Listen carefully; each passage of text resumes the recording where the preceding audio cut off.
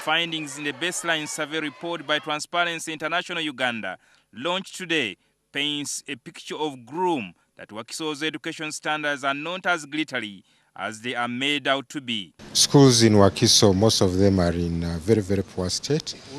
They lack adequate buildings. You find some schools don't have enough teachers. You find some schools are almost collapsing. The report indicates a high dropout rate, also showing that only 30% of the pupils enrolled for Universal Primary Education Program complete Primary 7. The findings also show that 64% of the schools are in a sorry state and are not fit for habitation by pupils. Many of our schools in Namayumba, in Kasanje, in the islands of Busi, parts of Sukuma, Masulita, have dilapidated structures. Much as the district chairman Matia Rwangabwanika and the chief administrative officer David Naruwairo seem to be reading from the same page, the resident district commissioner for Wakiso District, Ian Cheyune, sees otherwise. We were called in Serena by the Prime Minister. The issue was to direct us to go and inform teachers that they should go to classroom. I will never forget that day.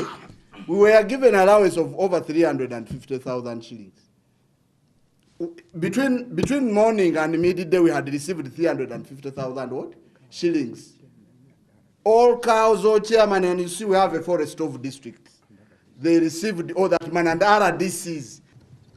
Was the education sector any better than now? Don't we see more numbers in schools? Did we have similar classroom quantity? And you know, politicians don't swallow their pride. That's why I want you people of the Transparency International to assist us in this noble cause.